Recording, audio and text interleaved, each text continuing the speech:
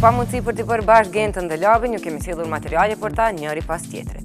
Në vazhdim kemi këngëtarin Labinot Tahiri, i cili përveç se flet për bashkëpunimin e fundit me Gentën, si erdhi deri te kjo këngë që kanë realizuar së bashku, gjithashtu na flet edhe për pjesën tjetër se a është Labi këngëtari më humanitar deri më tani, e kuptojmë bashkë nga të bëmat e tij.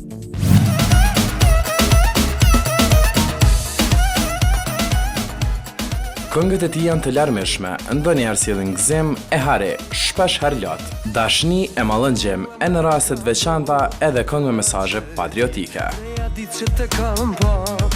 Labinot Tahiri ishte dhe vazhdon të jetë një ndër këngëtarët më të kërkuar të 10 viteve të fundit.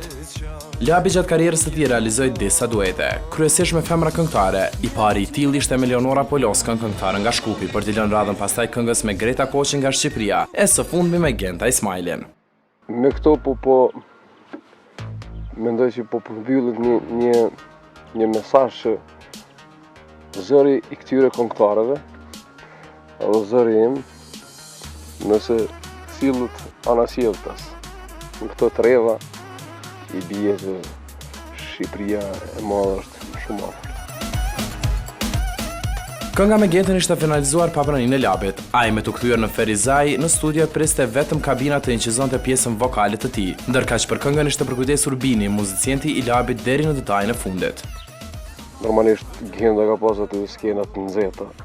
Ferizaj kam thënë që nuk më kem disa pjesë aty, për arsye se kam stilin tëm, por është e drejtë e saj, edhe çdo kolege tjetër që mendon që ndihet më mirë në atë mënyrë.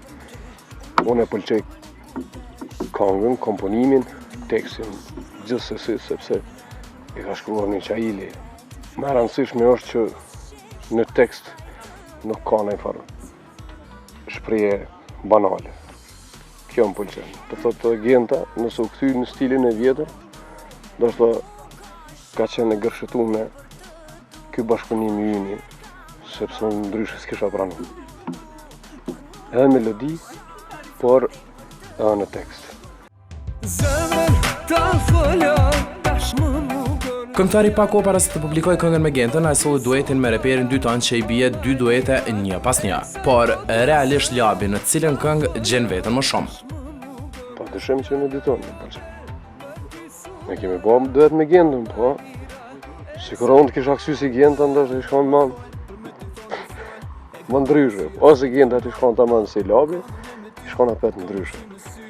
Po, edhe me Genta ka kënu mirë, këndon mirë Genta Ismail, shumë.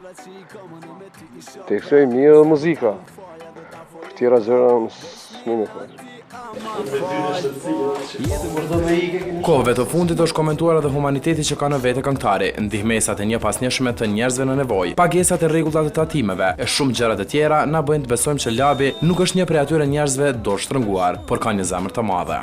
S'mi me folë për kolegë, me gjatë i kisha sugjeru gjithherë që pavarësisht çfarë arrin në jetë, në të kthejnë në rrugën, edhe kjo është rrugë e Zotit. Mendosh për popullin shumë, edhe pse mendojnë se nuk jam vetëm unë model i humanizmit. Nëse i transmeton emrat këni për meni, unë të kallëzoj se janë model që i dimne. Dim shumë yjet të stradës janë bit 30 vjet, 40 vjet karrierë që kanë bërë mbrëmje humanitare, jo madje në Kosovë. Po mënej vetëm Kosovë, po dhe jashtë Kosovës. Edhe unë kam qenë dikur gërbeqare, dikush ka ardhur, pa para në kënej.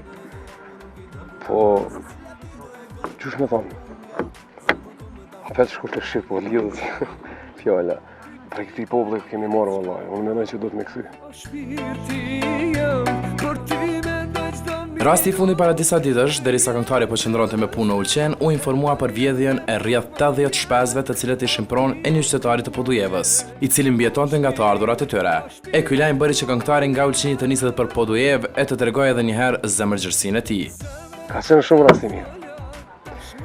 Asgjë nuk jam një që edhe për ndihmoj dikujt sa jam një mirë këti rasti, kur momentet që keni bërë dhe montazhin gjatë xhirimit kolegëve tuaj, që ishëm atje krum ka kap që më morën në grëk, jem di shumë i emocionuar. Gati se sa s'kam qajt, për zotin.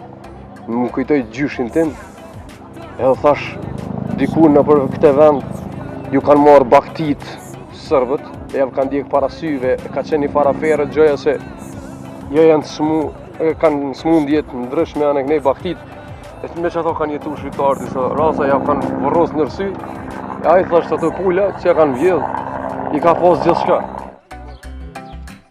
I gjithë ky humanitet nga këngëtari për njerëzit të nevojë, gjithsesi vije si pasojë të ardhurave nga profesioni që ushtronte vullneti i tij i mirë. Përveç tjerash, Labin gjatë këtyre muajve do ta gjeni duke argëtuar kudo ku ka shqiptar, por me këngën Shkurt e Shqip do e përmbyll sezonin sa i përket projekteve të reja.